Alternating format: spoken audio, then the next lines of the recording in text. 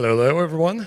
Great to be here. So my name is Rev. I'm Ukrainian. I'm one of actually active participants in a lot of initiatives that are happening on the ground in Ukraine. So today I'll be sharing more about what is happening on the ground, how Ukraine stands out with the crypto initiatives, and how that actually leads to the physical resilience of Ukraine. Before I start, I'd like to take a moment to just think of how many of us actually day-to-day build credibly neutral systems, but that doesn't mean that we are ourselves have to be credibly neutral. I think when in the moments of crisis, that's where the testament of crypto really happens, and each of us can contribute to that. That's a photo of a lady walking her dog just casually in Ukraine. The reason for such darkness, as you can see on the picture, is that the 50% of Ukrainian energy system has been disabled because of Russian missiles. What that means that a lot of day-to-day activities that every Ukrainian used to do, they are changing, and they have to adapt to the realities. You can see that that's part of the interview from Juliana, who's head of foundation leading a lot of initiatives for renewable energy in Ukraine. And she said that from the invasion, a lot of sources of energy that Ukraine used to produce, like from wind power, the nuclear and so on, has been destroyed. And right now we are faced with the challenges where we need to rebuild the systems. One of the things that every Ukrainian probably has, either in their homes or if they're business owners or running nonprofits, it's generators. Generators fill our day-to-day lives. They help us light up our homes as well as our shops, and most importantly, our lives. Specifically for medicine, that pretty much becomes a difference between life and death for some people. There's been some of the powerful initiatives like Points of Invincibility that basically started this decentralized movement of creating this local places where people can, charge up their phones, their devices, get warmer, and just socialize with others in these tough times. And moving forward, I would say that one of the critical part of the physical resilience related to energy is creating more smart grids and microgrids that offer more secure ways of people to distribute powers to their homes and enable this more reliable, autonomous way for them to power up their lives. So you can see this graph where there's renewable power generation source, then you can store some of that in the battery energy that can light up your home or the whole units of the buildings, and then you have the other utility power generation outside. So this is what's happening right now in Ukraine. We see a lot of different initiatives creating this renewable decentralized energy systems for high schools, for hospitals. The photo on the right is actually a hospital, and then you see the high school. Moving forward, the food and water. So by March 2023, 11 million Ukrainians have been facing the hunger. The reason for that was severe damages for the infrastructure of food and water. Part of that was obviously agriculture. Around 9% of all farmland has been just pretty much destroyed and abandoned. And because of that, a lot of farmers, they were basically facing with these problems where they had to shut down their businesses, unfortunately.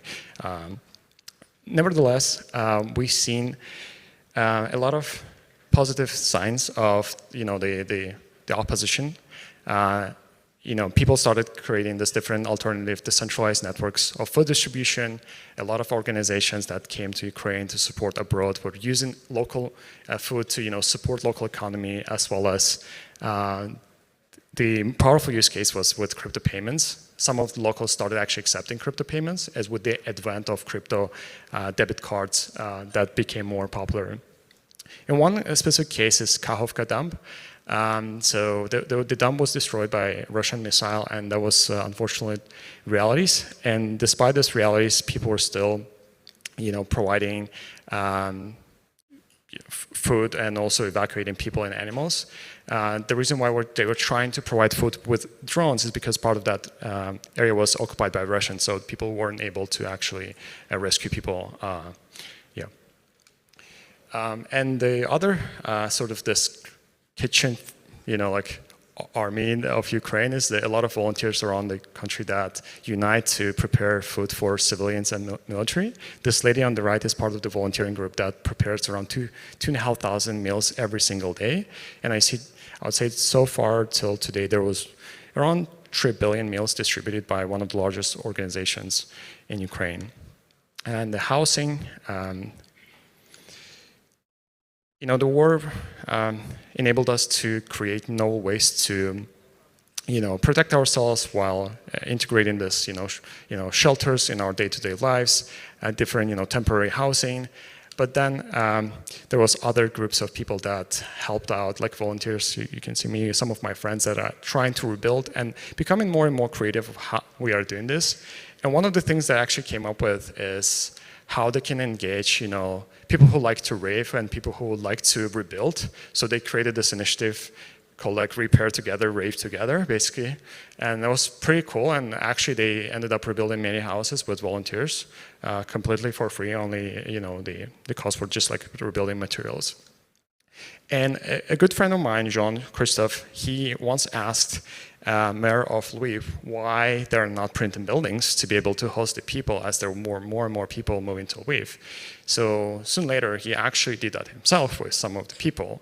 So they ended up having this project, which is the largest 3D printed school in Ukraine, which is pretty cool. And they're now leveraging, AI and robotics to fasten the process of rebuilding Ukraine and using also local materials for that.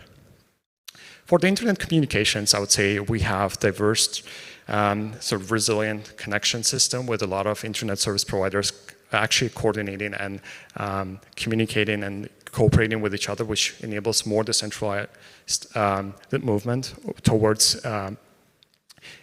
enriching and strengthening the Ukrainian connection. At the same time, across all of the Ukraine, we have 47,000 Starlinks that day-to-day help us connect with each other, especially that becomes critical in the areas where other alternatives are pretty much non-existent because of the destruction.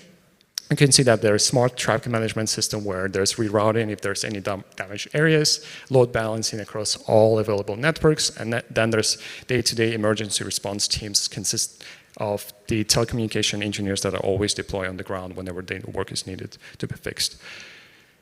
Then we have Dia app, which is a fantastic app built by Ukrainian government that features more than 130 government services. You can have your digital passport, your driving license, you can get married in the metaverse, you can pay your taxes, you can pay your bills, whatever you want. We can all do that in literally within one app.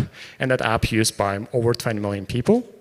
It also provides a lot of services for internally displaced people, and at the same time, they actually support crypto a lot. They introduced crypto education program that featured within the app for 20 million people. I also contribute a little bit to make that happen. At the same time, they play important role actually in Ukrainian community. They support a lot of initiatives while also trying to be a bit neutral. This is part of the event we hosted in 2022. We hosted the hackathon in a bomb shelter with like 500 people joining around the world and more than 100 hackers being with us. So Vitalik also came, thank you so much Vitalik. And a lot of people, we're very happy that even in the bomb shelters, people can still continue building. And I would say that, crypto has been used in a variety of ways besides the ones that I mentioned. And crypto proved to be extremely helpful in Ukraine, and actually throughout the whole wartime, the adoption of crypto has increased drastically. And from the people of Ukraine, I would like to thank you, everyone. And before we wrap up, share some key learnings that happened. So crypto enabled borderless, coordination and support when actually traditional systems failed, and I faced that myself in especially first days of full-scale invasion. Community coordination, both local and global, played a crucial role on how we actually help each other and survive. And something that we've seen that wartime realities showed us that adaptability is vital. And if we want to have the real resilience, decentralization is at the core of that. So, and with that, I would like to say thank you.